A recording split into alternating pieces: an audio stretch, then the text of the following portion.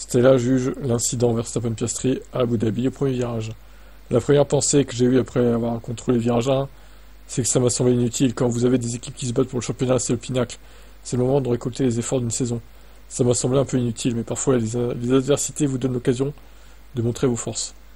Je pense que c'est exactement ce qui s'est passé aujourd'hui. Tout d'abord parce qu'Oscar n'a jamais abandonné, il est revenu marquer un point qui aurait pu être très important. Voire les 2 points qui auraient pu être décisifs en cas d'échange entre Carlos et Lando.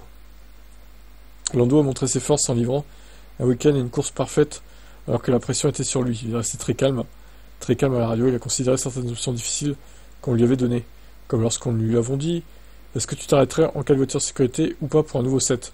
Je pense que nous avons vu Lando à son meilleur niveau et son meilleur niveau est incroyablement compétitif. Toute la saison s'est jouée dans le dernier arrêt au stand de Norris. Un problème à l'arrêt au stand et nous aurions pu perdre la position au profit de Carlos. Nous aurions pu perdre le championnat. Les gars ont livré ce que je pense être l'un des meilleurs arrêts au stand de la saison. Ouais, mais alors ils ont été dans cette position à cause du crash de Piastri, parce que Piastri, normalement, il était deuxième. Donc, ils auraient jamais dû se retrouver dans cette situation où ils étaient menacés par Ferrari, quoi. Très clairement. Donc bon, ça aurait été cruel qu'ils perdent le titre. McLaren, franchement, ils ont quand même géré toute la saison.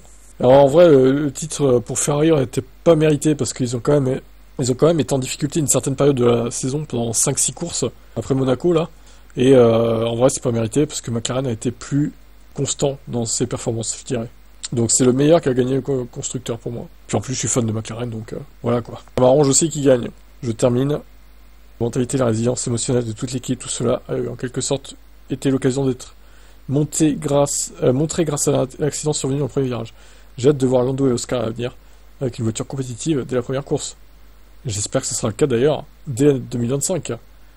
Moi, je souhaite qu'il y ait au moins 6 pilotes qui jouent le titre en 2025. Les 2 Ferrari, les 2 McLaren, une des 2 Mercedes, je pense pas qu'Antonelli joue le titre dès sa première saison. Peut-être Russell, allez, s'il a une fusée, pourquoi pas. Et Verstappen, du coup, ça ferait 6. Moi, j'adorerais voir ça, hein, franchement. Ça serait spectaculaire, quoi. Espérons. Je termine. J'espère qu'à l'avenir, nous n'aurons pas besoin d'adversité, que nous pourrons avoir une voiture plus rapide, que nous pourrons être juste plus sûrs de ne pas être dans une course décisive comme cette saison.